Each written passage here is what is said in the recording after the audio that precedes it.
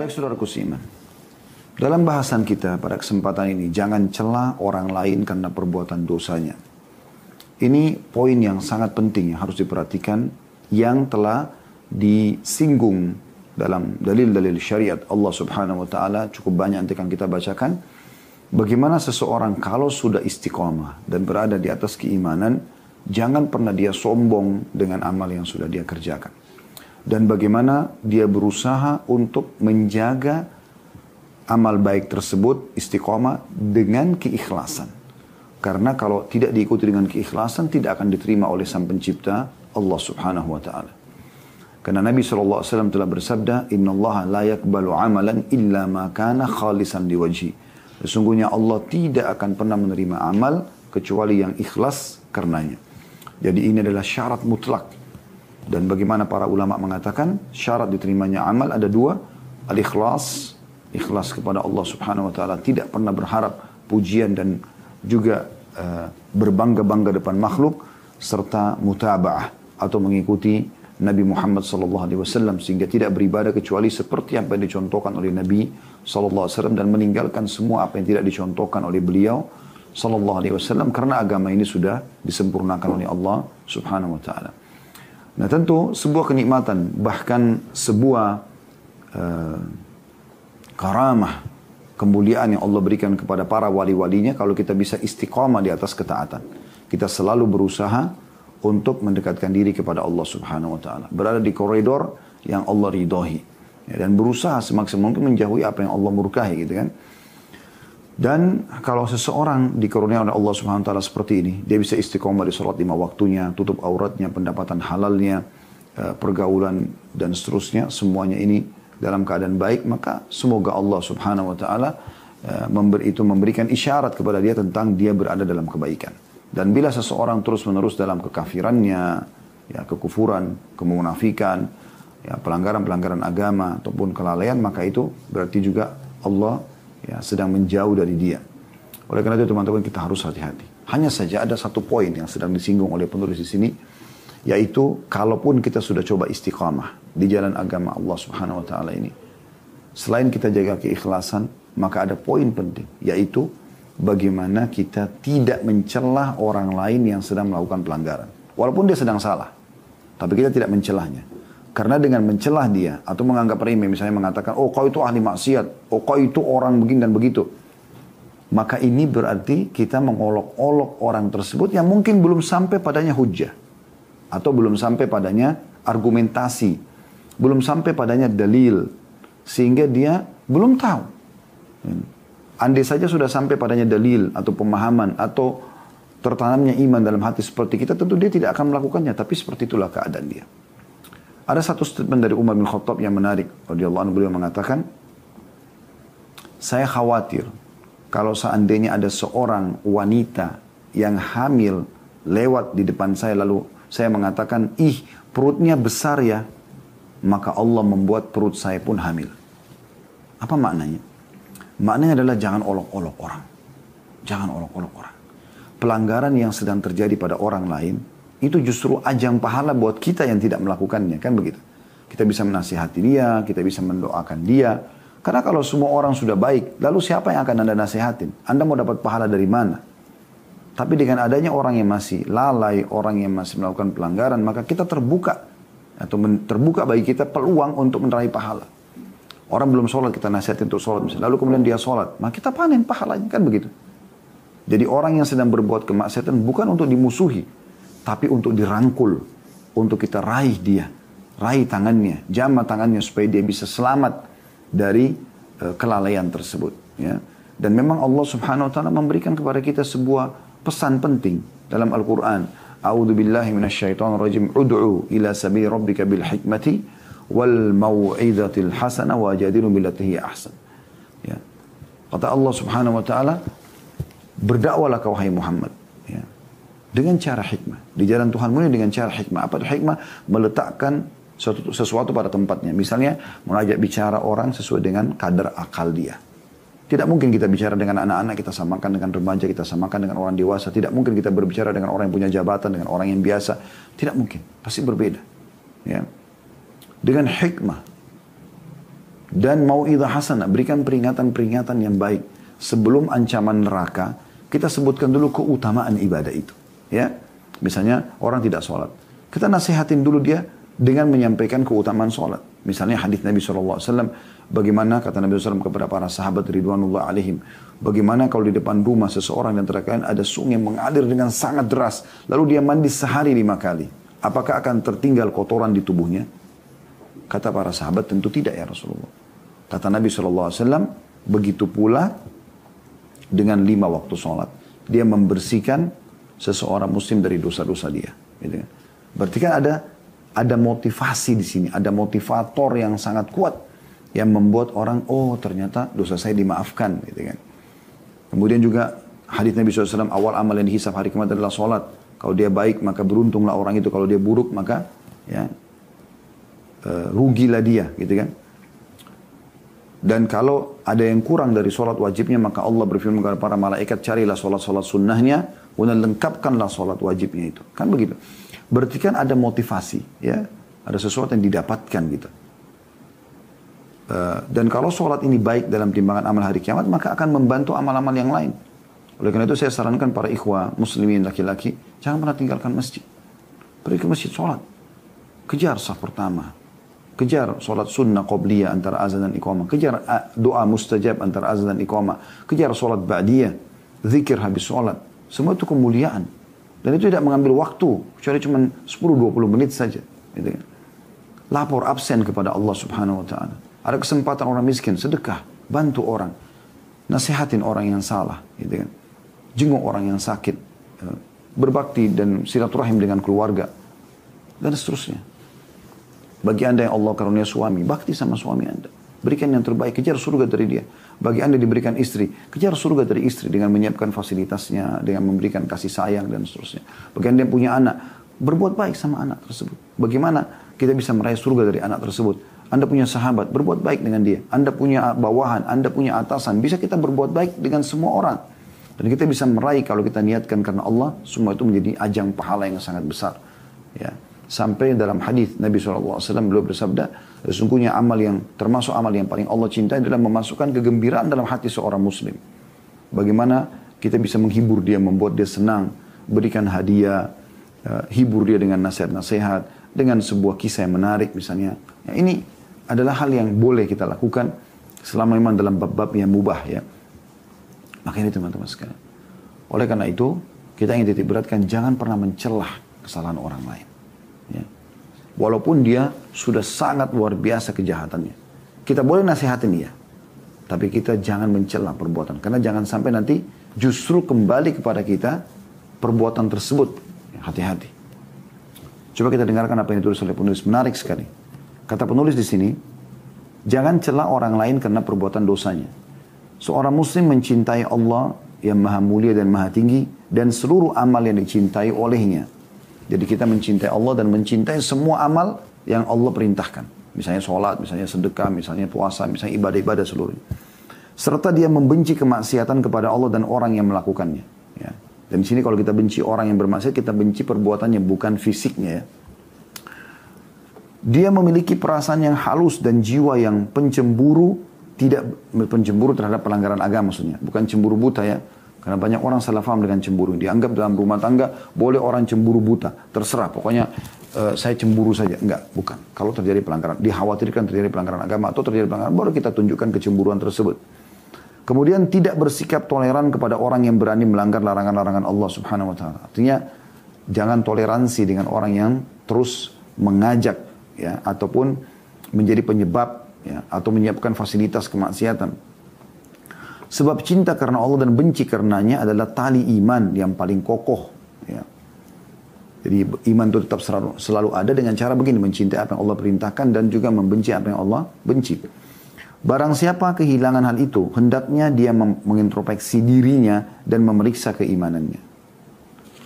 Tetapi ada kalanya dia berlebihan dalam hal itu. Yang semestinya dia cukup membenci kemaksiatan dan pelakunya.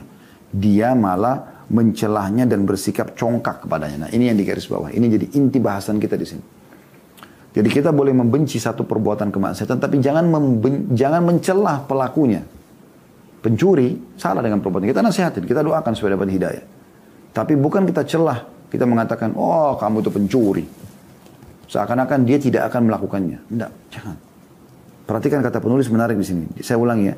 Tetapi ada kalanya, dia berlebihan, maksudnya orang yang membenci kemaksiatan ini. Dalam hal itu, yang semestinya dia cukup membenci kemaksiatan dan pelakunya saja. Tapi dia malah mencela dan bersikap congkak kepadanya, sombong. Dalam hadis yang diriwayatkan juga Jundab bin Abdullah radhiyallahu anhu, anna Rasulullah SAW haddatha anna rajulan qala wallahi la yaghfirullahu li fulan wa inna Allah ta'ala qala man dhal ladhi yata'alla alayya alla akfira li fulan fa inni qad ghafartu lahu wa ahbattu amalaka au kama qala. Artinya Rasulullah SAW bercerita bahwasanya seseorang berkata, demi Allah, Allah tidak akan mengampuni si fulan. Lalu Allah Ta'ala, Allah yang Maha Tinggi berfirman, siapa yang berani bersumpah atas namaku bahwa aku tidak akan mengampuni si fulan. Sesungguhnya aku telah mengampuninya dan aku telah menghapus amalmu. Atau sebagaimana yang beliau SAW sabdakan. Kalau hadis ini hadis sahih riwayat Imam Muslim nomor 2621. Sebenarnya hadis yang tadi kita bacakan itu juga sejalan dengan hadis ini ya. Tapi ini hadis yang sahih. Kita masuk ke makna hadis ini. Jadi kalau ada orang misalnya melihat orang berbuat maksiat, kemudian dia mengatakan sepertinya dari dosa yang dilakukan itu Allah tidak akan ampuni dia. Atau dia pernah nasihatin orang lain, tapi orang itu masih belum bisa menerima nasihatnya. Kemudian dia mengatakan Allah tidak akan ampuni dosamu, atau kau akan masuk ke dalam neraka. Maka ini sudah cukup teman-teman, dia kena ancaman hadis ini. Apa kata Nabi SAW? Ya, pada saat ada seseorang yang mengatakan Allah tidak akan mengampuni si fulan, karena dia merasa dia sudah nasihatin, dia merasa dia melihat orang itu terlalu banyak dosa yang dilakukan dan sering diulangin misalnya, maka dia langsung memvonis pada orang itu masih hidup ya. Kalau ini tidak akan pernah diampuni oleh Allah. Maka Allah pun akan menjawab sambil mengatakan kepada dia, siapa orang ini berani-beraninya mendahuluiku? Ya, maksudnya Allah saja masih bisa mengampuni dia kan. Bisa saja orang berbuat salah tapi di akhir hidupnya taubat kepada Allah SWT. Gitu kan. Maka Allah akan mengatakan kepada dia, sesungguhnya aku telah maafkan orang yang sedang diolok-olok itu, dan aku telah hancurkan amalmu. Ini ancaman yang sangat berat. Hanya karena sebenarnya awal niatnya baik. Dia merasa orang ini kok buat maksiat sih. Tapi dia bukan cuma sekedar menasihatin dan membenci perbuatannya, tapi dia mencelah orang itu. Nah ini, pencelaan ini yang jadi masalah. Ya. Dan ini berbahaya, bisa mengundang Allah menghancurkan amal seseorang itu dan justru memaafkan orang yang sedang dianggap tidak akan diampuni oleh Allah Subhanahu wa taala. Ini hadis yang sahih. Kemudian hadis selanjutnya berdasarkan riwayat Abu Hurairah radhiyallahu anhu juga bahwasanya Nabi sallallahu alaihi wasallam bersabda, "Kana fi Bani Israil rajulani mutawakhiyani فكان أحدهما يذنب والآخر مجتهد في العبادة فكان لا يزال المجتهد يرى الآخر على الذنب فيقول أقصر ووجده يوما على ذنب فقال له أقصر فقال خليني وربي أبؤست علي ركيبا فقال والله لا يغفر الله لك أو لا يدخلك الله الجنة فقبض أرواحهما فاجتمعا عند رب العالمين فقال لهذا المجتهد أكنت بي عالما أو كنت على ما في يدي قادرا وقال للمذنب اذهب فادخل الجنة برحمتي وقال للآخر اذهبوا به إلى النار قال أبو هريرة والذي نفسي بيدي لتكلم بكلمة أو بقت دنياه وآخرته. Hadits ini kita sebutkan dulu perawinya ya. Diriwayatkan Imam Ahmad jadi 2 halaman 322 dan 363 dan Abu Daud nomor 4901. Terjemahannya, kata Nabi SAW pernah ada di kalangan Bani Israel. Dan Bani Israel adalah turunan Nabi Yakub ya, yang sudah kita tahu. Israel nama lain Nabi Yakub alaihissalam. Kata Nabi SAW pernah di kalangan keturunan Bani Israel ada 2 orang laki-laki saling bersaudara. Maksudnya ya, adik kakak. Salah satunya sering melakukan dosa sedangkan yang lainnya giat beribadah. Laki-laki yang giat beribadah selalu melihat yang lainnya berada di atas dosa. Maka dia berkata, hentikan perbuatan dosamu. Lalu pada suatu hari dia melihatnya melakukan satu dosa. Dia mengatakan lagi, hentikan. Maka orang yang sedang dinasihati mengatakan, biarkanlah aku bersama Tuhanku. Apakah kau diutus untuk mengawasi aku? Maka orang yang sedang menasihati tadi mengatakan, demi Allah, Allah tidak akan mengampunimu. Nah ini vonisnya ini jadi masalah. Dia langsung mengatakan demi Allah, dia bersumpah Allah tidak akan mengampunimu. Karena dia tadi nasihatin orang yang tidak mau dengar gitu ya. Tugas kita cuma menyampaikan, bukan memvonis. Atau dia tidak akan memasukkan kamu ke dalam surga. Ya. Ini bisa dua riwayat ya. Kemudian Allah mematikan atau mewafatkan keduanya sehingga keduanya berkumpul di sisi Tuhan alam semesta. Lalu Allah bertanya kepada laki-laki yang giat beribadah tersebut, apakah kamu mengetahui tentangku? Ataukah kamu berkuasa atas apa yang ada pada tanganku? Tanda tanya dua-duanya. Allah berkata kepada orang yang berdosa itu, masuklah ke surga berkat rahmatku. Lalu dia berkata kepada para malaikat, untuk yang satu lagi yang menasihatin dan memvonis tadi, bawalah dia ke dalam neraka. Abu Hurairah radhiyallahu anhu menanggapi hadis ini sambil berkata, demi zat yang jiwaku ada di tangannya, sungguh orang yang menasihatin tadi telah mengucapkan atau berkata dengan satu kalimat yang menghancurkan dunia dan akhiratnya. Menghancurkan dunia dan akhiratnya. Jadi sebenarnya menasihatin adalah poin yang baik. Kita kan nasihatin karena memang kata Nabi SAW, ad-dinun nasihat. Agama ini isinya semua nasihat. Tetapi tugas kita hanya itu. Bukan lebih daripada itu. Kita nggak bisa memaksakan hidayah kepada seseorang. Mustahil itu. Nggak mungkin. Gitu kan? Dia tidak mau ikut, ya sudah terserah dia. Tapi kita tidak boleh memvonisnya. Mengatakan, kau akan masuk neraka. Kau akan dibenci oleh Allah. Demi Allah kau tidak akan diampuni. Ini semua tidak boleh. Ini sudah cukup untuk merusak teman-teman sekalian seluruh amal kita. Wa'udzubillah. Oleh karena itu sekali lagi saya bahasakan seperti tadi awal pembukaan kita. Bagaimana kita menjadikan orang yang sedang melakukan pelanggaran depan mata kita. Justru ajang pahala buat kita. Minimal dengan mendoakan kita dapat pahala. Ya. Begitu juga dengan kita nasihatin kita dapat pahala. Dan apabila dia Allah berikan hidayah karena nasihat dan doa kita, maka apapun amal yang dikerjakan setelahnya kita akan panen pahalanya. Kan begitu. Jadi bukan tugas kita memvonis. Ya. Ini penting sekali. Tidak boleh sama sekali memvonis gitu. Ya. Dan ini teman-teman pelajaran penting yang semua beberapa lembar dari buku ini yang akan kita baca ke depannya membahas tentang poin ini saja. Jangan pernah memvonis ahli maksiat yang belum meninggal bahwasanya dia tidak akan diampuni oleh Allah. Beda kalau dia sudah meninggal. Kalau dia sudah meninggal dan jelas dalam keadaan kafir seperti Fir'aun, Haman, ya, Qarun, Namrud yang sudah meninggal dalam keadaan kufur, Abu Lahab, Abu Jahal, lalu kita mengatakan mereka di neraka, maka itu memang sesuai dengan syariat Allah Subhanahu wa taala. Tapi selama dia masih hidup nggak boleh. Termasuk juga kalau ada muslim yang meninggal bermaksiat, tidak boleh kita langsung vonis dia akan masuk neraka. Karena dalam pemahaman ahli sunnah wal jamaah dia adalah tahta masyiatillah, di bawah naungan Allah. Dalam sebuah hadis kata Nabi SAW, insya'a ghafara lahu wa insya'a adzabah. Kalau Allah mau Allah ampuni, kalau Allah mau Allah siksa. Jadi pelaku dosa besar pun itu masih di bawah masyiatillah, di bawah naungan Allah Subhanahu wa taala. Terserah Allah. Sesuai dengan hadis ini juga. Allah bisa maafkan. Itu hak kausalitasnya Allah. Nggak bisa kita masuk ke situ. Makanya Nabi SAW sempat sedih pada saat meninggal pamannya Abu Talib yang sangat dia cintai karena membela dakwah selama hidupnya. Jadi pada saat mau meninggal Nabi SAW datang ke dekat kakinya lalu mengatakan, wahai pamanku, qul la ilaha illallah uhajju bika indallah yaumil qiyamah. Ucapkan la ilaha illallah, aku akan bantu kamu, selamatkan kamu dengan itu pada hari kiamat nanti di depan Allah. Tapi ada Abu Jahal, ada Umayyah bin Khalaf, ada beberapa tokoh-tokoh Quraisy yang datang di atas kepalanya sambil mengatakan, wahai Abu Talib, kalau kau ucapkan kami akan membencimu selamanya. Maka dia pun mengucapkan kalimat terakhir, pilihan dia sendiri. Dia mengatakan, saya tidak bisa ya berselisih dengan kaum saya. Artinya, saya tidak bisa mengucapkan kalimat itu. Maka dia pun meninggal dalam keadaan tersebut. Lalu Nabi SAW sedih sekali. Kenapa dia harus dengarkan seperti Abu Lahab dan teman-temannya ini? Atau Abu Jahal, maaf, dengan teman-temannya. Maka pada saat itu Allah SWT turunkan firman yang masyhur. A'udzubillahi minasyaitonirrajim. Innaka la tahdi man ahbabt. Walakin Allah yahdi man yasha. Kau tidak bisa memberikan petunjuk siapa yang kau cintai Muhammad. Tapi Allah memberikan petunjuk siapa yang dia cintai. Ya. Jadi bukan tugas kita memaksakan orang. Tapi tugas kita menasihati. Nabi Nuh alaihissalam, Nabi Lut alaihissalam, istri mereka berdua.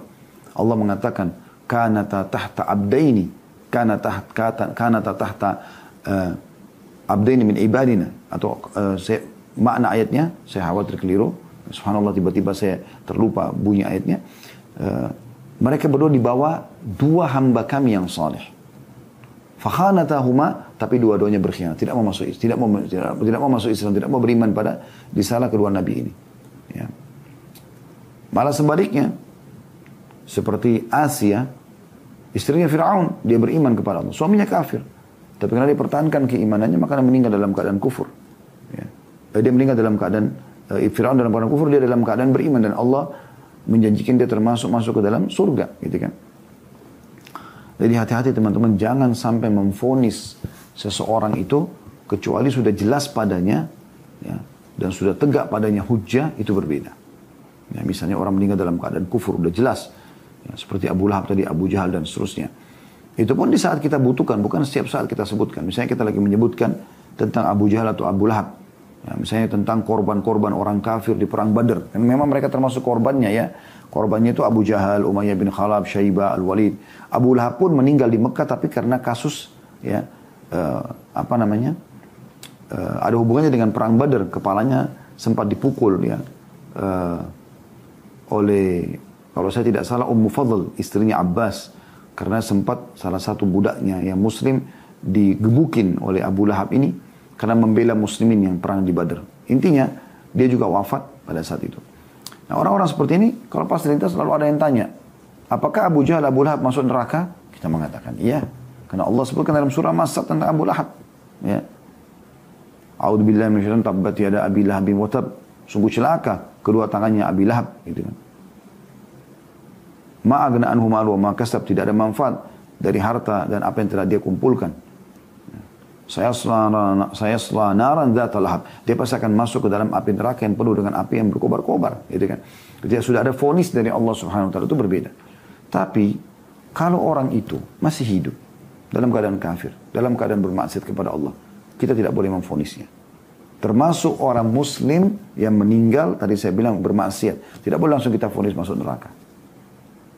Tidak boleh. Ya, kita cukup mengatakan dia di bawah naungan, terserah Allah, di bawah naungan Allah SWT. Kalau Allah mau Allah ampuni, kalau Allah mau Allah siksa.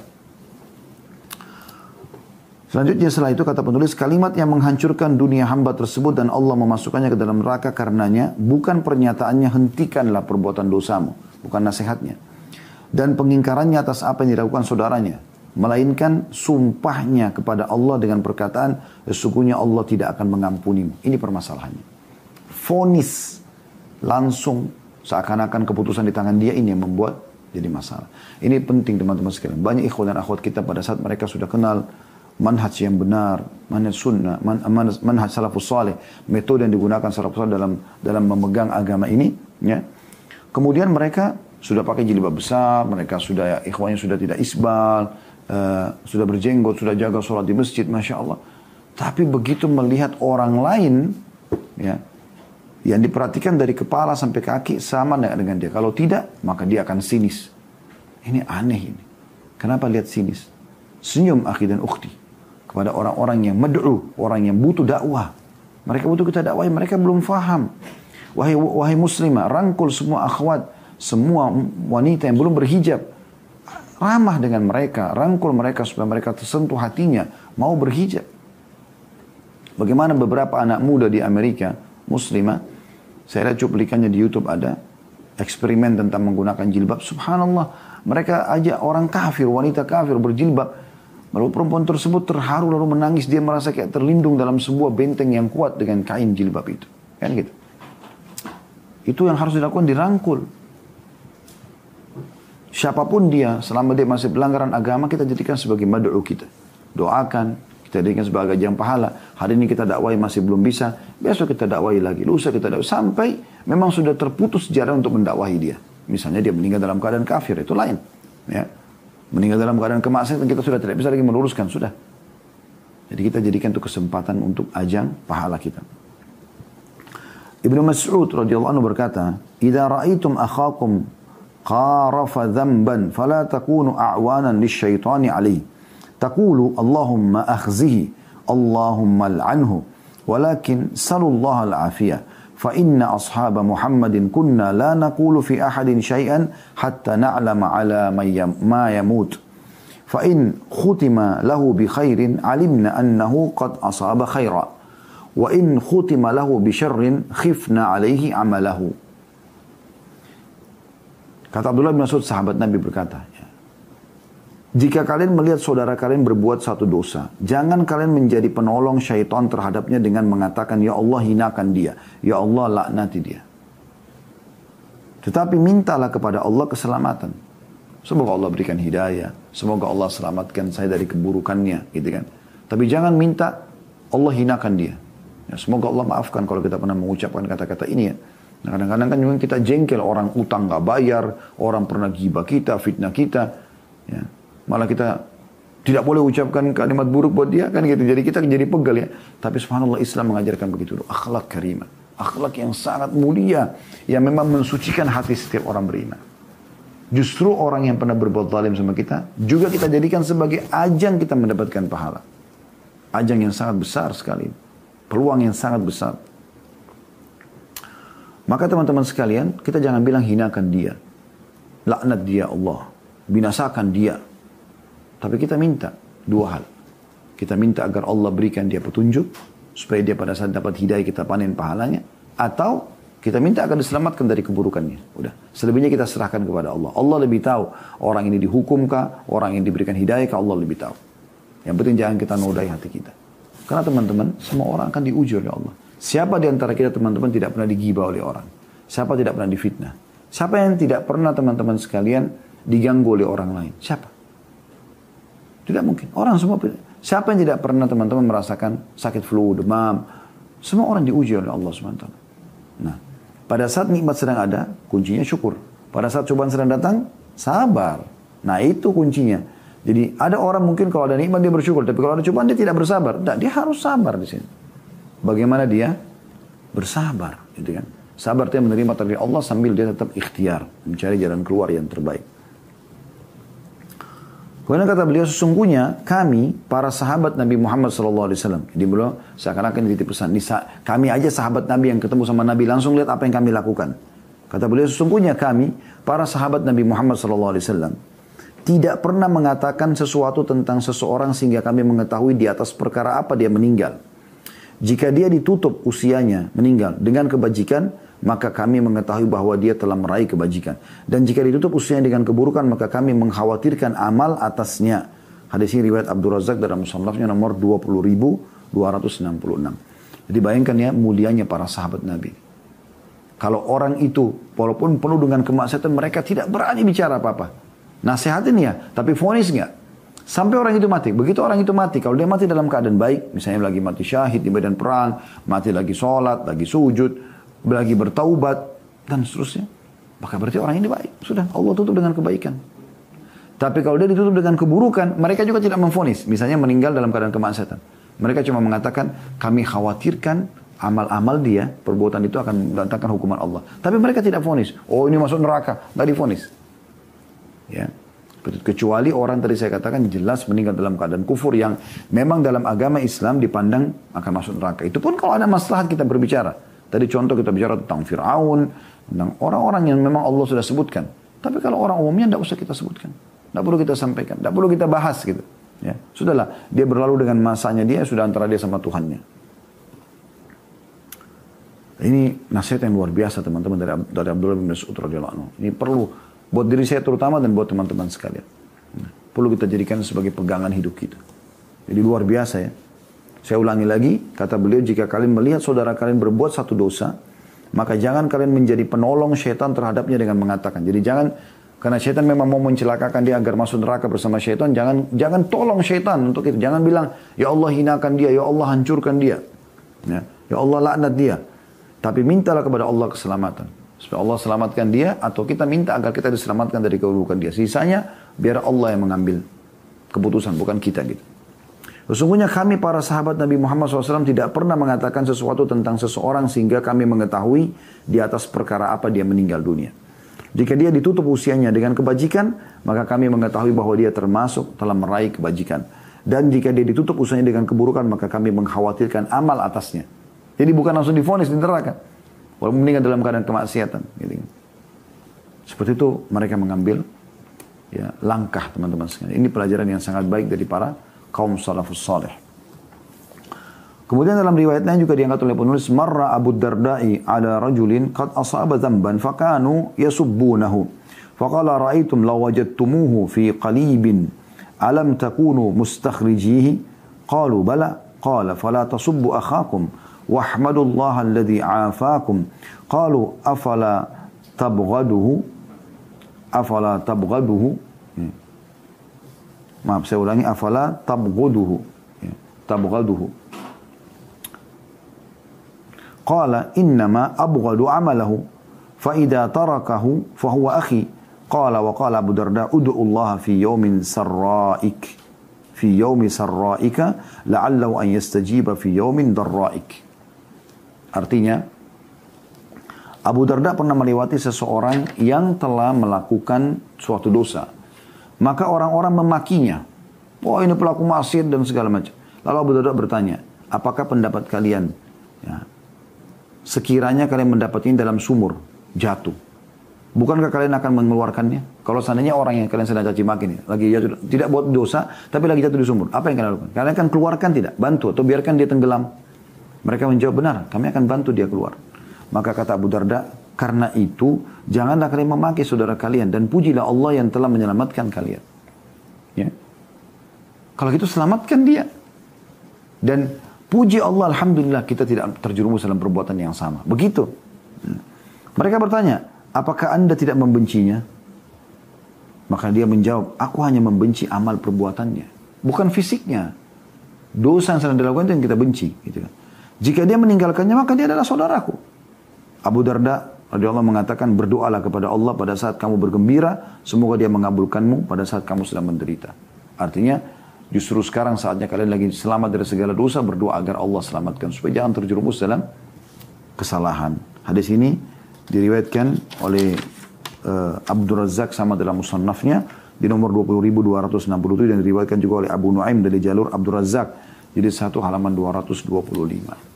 Ini nasihat yang luar biasa teman-teman. Perhatikan Abu Darda, saya ulangi sekali lagi bagaimana beliau mengatakan atau Abu Darda pernah melewati seseorang yang telah melakukan satu dosa, maka orang-orang memakinya. Lalu Abu Darda berkata, apa pendapat kalian sekiranya kalian mendapatinya dalam sumur? Bukankah kalian akan mengeluarkannya? Mereka menjawab benar. Lalu dia mengatakan, karena itu janganlah kalian memaki saudara kalian dan pujilah Allah yang telah menyelamatkan kalian. Mereka bertanya, apakah anda tidak membencinya? Lalu kata Abu Darda radhiyallahu anhu, aku hanya membenci amal perbuatannya. Jika dia meninggalkannya, maka dia adalah saudaraku. Lalu Abu Darda mengatakan, berdoalah kepada Allah pada saat kamu lagi gembira, maksudnya lagi sehat, lagi tidak bermaksiat. Semoga dia mengabulkan pada saat kamu sedang menderita. Baik teman-teman sekalian, kita kembali lagi melanjutkan bahasan kita. Jangan cela orang yang berbuat dosa di hadapan Anda, tapi nasihatin dia dan doakan. Serta bagaimana nasihat Abdullah bin Mas'ud dan Abu Darda radhiyallahu anhu tadi sangat luar biasa. Nasihat ini perlu selalu kita ulang-ulangin teman-teman sekalian. Jadi yang kita benci adalah perbuatan kesalahan orang. Karena itu melanggar hukum Allah, maka kita sedang mengobati dan memperbaiki kesalahan tersebut. Agar memang kita bisa meraih pahala dan dia juga mendapatkan keselamatan. Seperti itu. Dan jangan pernah memvonis, apalagi mengolok-olok orang yang sedang melakukan kesalahan. Dan merasa diri bahwasanya lebih hebat, lebih pintar. Sombong dengan ilmu, sombong dengan ibadah. Ya. Menganggap remeh orang lain. Bisa saja orang itu satu waktu Allah balik keadaannya jauh lebih mulia daripada anda, jauh lebih berilmu daripada anda, jauh lebih beribadah kepada anda, jauh lebih khusyuk daripada anda, jauh lebih banyak sedekahnya daripada anda, jauh dan segala macam. Karena memang Allah subhanahu wa ta'ala qadir, Allah mampu melakukan itu semuanya. Kita lanjutkan teman-teman sekalian setelah riwayat Abu Darda radhiyallahu anhu tadi. Kata penulis, dengan demikian maka apa yang dilakukan oleh sebagian pemuda, yaitu mengkritik seseorang bahwa dia terjerumus dalam kemaksiatan dan melakukan ini dan itu, tidak bisa dipastikan bahwa itu adalah kecemburuan yang terpuji, bahkan bisa merupakan bentuk celaan. Artinya, bisa saja ada orang, oh, kamu gak boleh buat ini, kamu gak boleh buat itu nasihat. Itu bisa saja karena kecemburuan. Tapi kita lihat endingnya, terakhirnya seperti apa. Mungkin, ternyata terakhir dia mengatakan, kayaknya kau tidak akan diampuni. Kayaknya kamu akan masuk neraka. Nah ini kayaknya kau tidak akan masuk surga. Ini yang jadi masalah ini. Ini sudah cukup untuk menghancurkan seluruh amal si pemberi nasihat tadi. Sebagaimana riwayat sudah kita bacakan. Ini bahaya sekali. Jadi tugas kita hanya menyampaikan nasihat. Hidayah di tangan Allah. Kita nggak bisa buat apa-apa. Seperti saya sekarang ceramah. Saya cuma bisa menyampaikan kepada Bapak Ibu sekarang. Bapak Ibu ikutin, tidak ikutin itu adalah hak Anda. Dan itu juga kuasa Allah bagaimana menanamkan dalam hati Anda supaya Anda ikut. Tinggal bagaimana saya mengontrol keikhlasan supaya bisa sampai kepada Anda dengan niat ini supaya jadi pahala, Anda pun ikhlas dalam menerimanya, maka kita akan dapat manfaat. Yang paling utama kata penulis, bagi seorang muslim ialah sibuk dengan dirinya sendiri dan takut terhadap dosa-dosanya. Bukan berarti membengkalikan kemungkaran ya. Kalau ada kemungkaran dia nasihatin, dia luruskan. Ya, kata Nabi SAW, man ra'a minkum munkaran falyughayyirhu biyadihi, siapa yang lihat kemungkaran dia harus ubah dengan tangannya, powernya, kekuatannya. Fa in lam yastati' fa bilisani, kalau tidak mampu dengan lisannya, fa in lam yastati' fa biqalbi, kalau tidak mampu maka dengan hatinya. Wa dzalika adhaful iman, dan itu selama-lama iman, gitu kan. Tetapi di sini kita lebih banyak menyelamatkan diri kita. Lihat diri kita teman-teman. Amal yang sudah kita kerjakan semoga saja Allah Subhanahu wa taala terima, gitu kan. Dan apa yang sedang menimpa orang tidak menimpa diri kita, kita bersyukur kepada Allah Subhanahu wa taala, dan semoga Allah juga memberikan dia hidayah.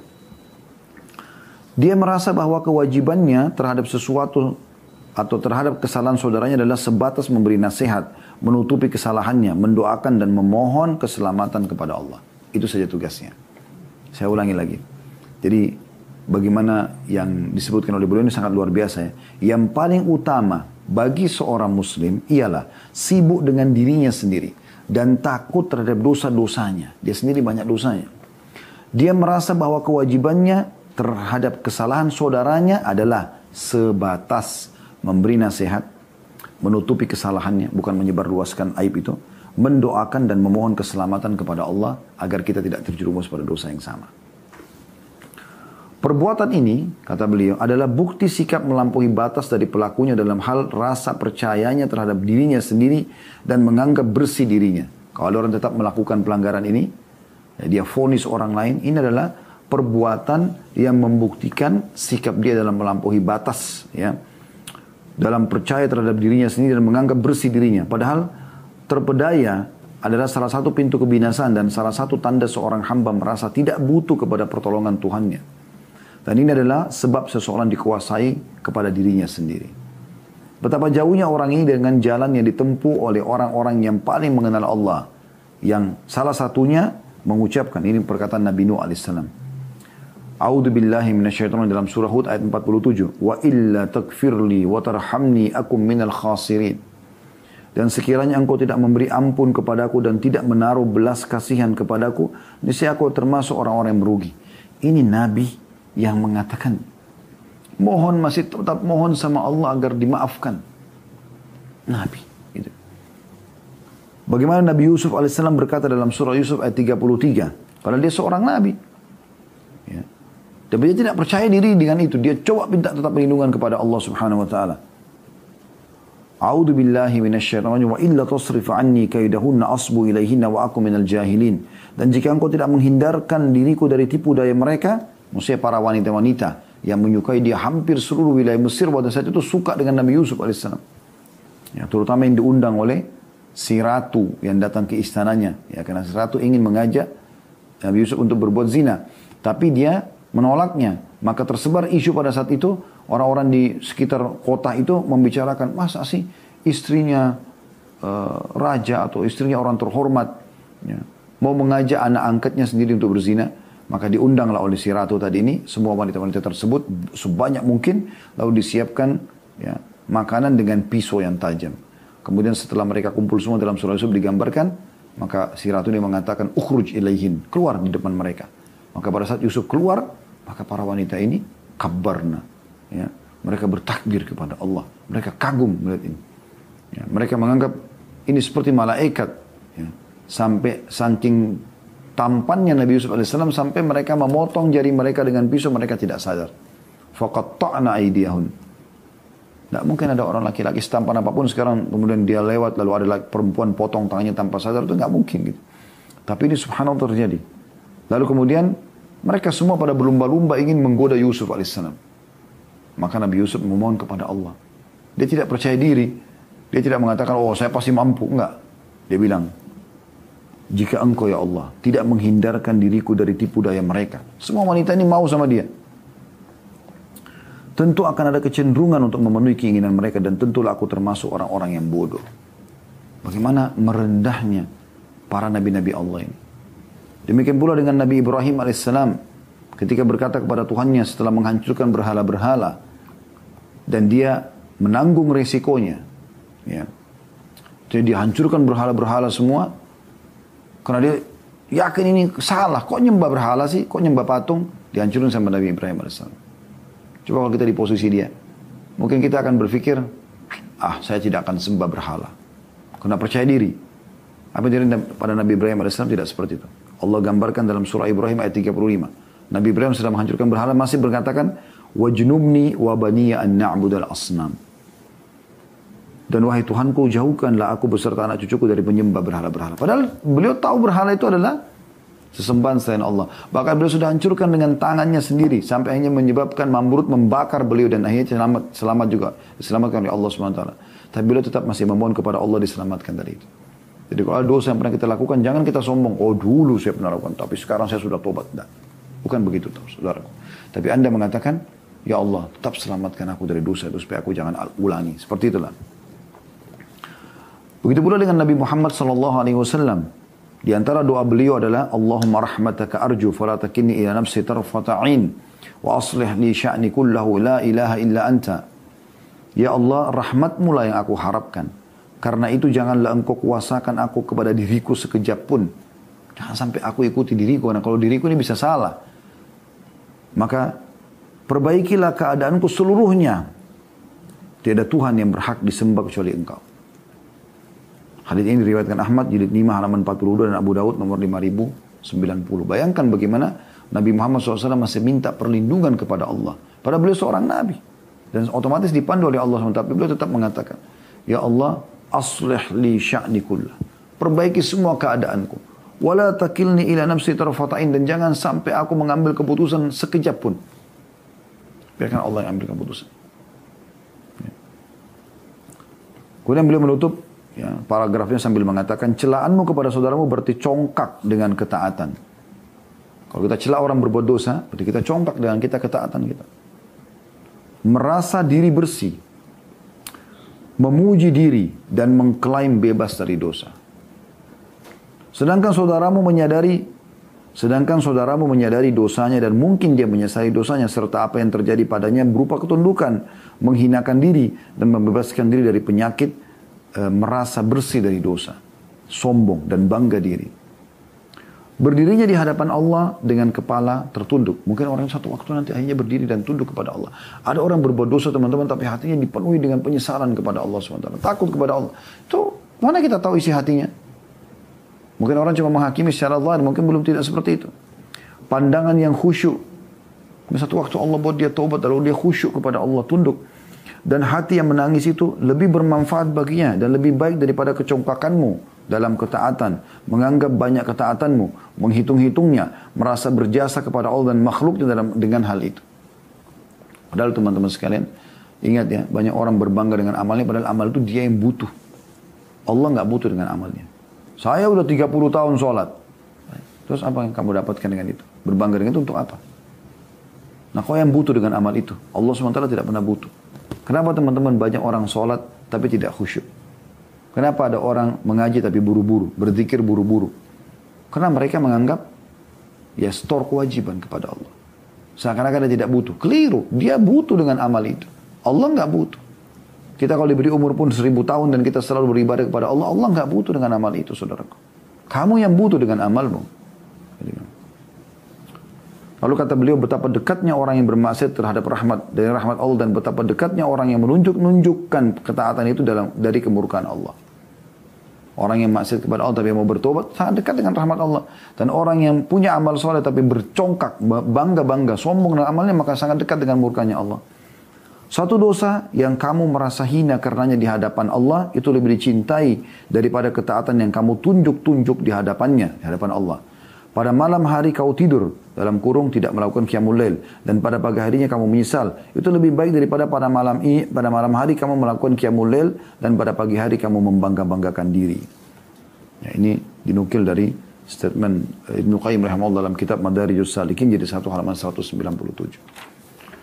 Dan kita akan insya Allah masuk pertemuan akan datang di bab terakhir antara kemaksiatan dan masalah sebagai penutup dalam buku ini insya Allah. Maka saya ingin tutup dengan kisah yang pernah kami sampaikan tapi kami ingatkan kembali. Kisah tentang Sultan Murad, ya, salah satu sultan di Utsmaniyah dulu. Dinukil kisahnya. Ini ayahnya Sultan Muhammad Fatih. Dia termasuk orang yang suka keliling di tengah-tengah masyarakatnya untuk mencari tahu apakah ada informasi yang dia butuh perbaikin dari keputusan-keputusan dia misalnya. Atau ada masyarakat yang butuh bantuan tapi dia tidak jangkau, tidak sampai ke istananya. Maka dia sering keluar dengan menggunakan baju biasa di malam hari. Satu hari dia keluar sama sekretarisnya, kemudian dia pergi ya. Keluar dengan baju biasa, orang tidak mengenal dia.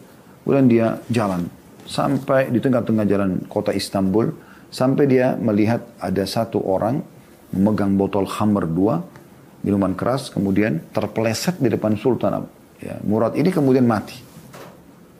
Pada saat mati, jatuh, orang-orang cuma lihat lalu orang-orang tinggalkan. Dan sekitar situ. Maka Sultan Murad ini bingung. Lalu dia mengatakan pada orang, wahai muslimin, ini orang jatuh. Meninggal dunia, diperiksa urat nadinya sama Sultan Murad, meninggal orang. Ini orang sudah mati. Orang tetap tidak peduli.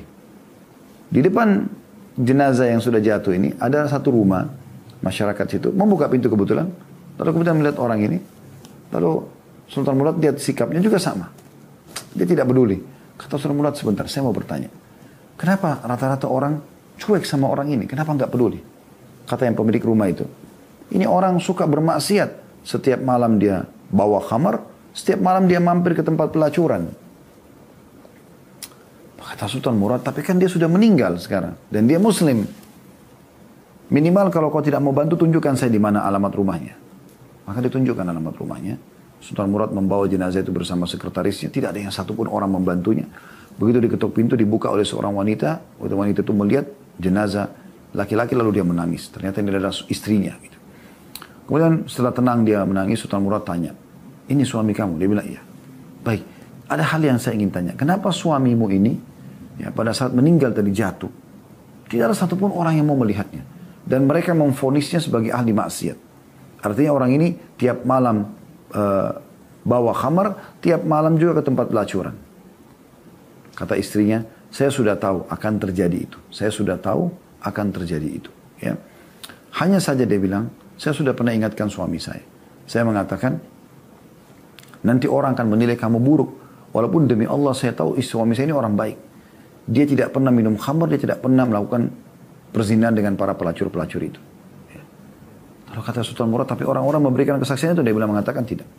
Sebenarnya suami saya ini punya satu toko di tengah kota Istanbul, dia berdagang. Setiap hari pendapatan dia itu dibagi. Ada pendapatan dia yang dia bagi untuk kami di rumah. Ada pendapatan dia khusus untuk beli khamar dan memberhentikan perzinahan. Dia beli berapa dia mampu. Misalnya dia mampu beli 2 botol. Dia bawa, kemudian dia bawa pulang ke rumah. Dan saya saksikan sendiri di rumah selalu dibuang di kamar kecil. Ya, kalau kita di toilet ya. Dibuanglah khamar tersebut. Lalu dia mengatakan setelah keluar dari toilet tersebut, segala puji bagi Allah yang telah memberhentikan muslimin minimal dengan 2 botol ini dari khamar. Itu upaya dia gitu. Ya. Dan juga dia sisa uangnya yang lain dia masuk ke tempat pelacuran lalu dia negosiasi sama pemilik tempat di situ, atau seorang pelacur dia mengatakan berapa biaya pelacuran malam ini, misalnya sekian, maka dia bilang ini saya bayar semalaman, maka tutup tempat ini gitu. Maka terus kemudian dia mengatakan segala puji bagi Allah yang telah membuat saya memberhentikan malam ini minimal beberapa anak muda muslim dari perzinahan. Jadi kemudian kata ibu itu dia bilang, lalu suami saya jawab pada saat saya bilang, tapi kan orang tidak tahu. Orang pikir kau pemabuk, kau pezina. Dia mengatakan Allah tahu. Dan kalaupun saya meninggal dalam kondisi seperti ini, maka saya yakin nanti Allah akan mendatangkan kepada saya sultan dan juga para ulama-ulama akan mensolati jenazah saya. Maka Sultan Murad menangis sambil mengatakan, benar yang dikatakan oleh suamimu.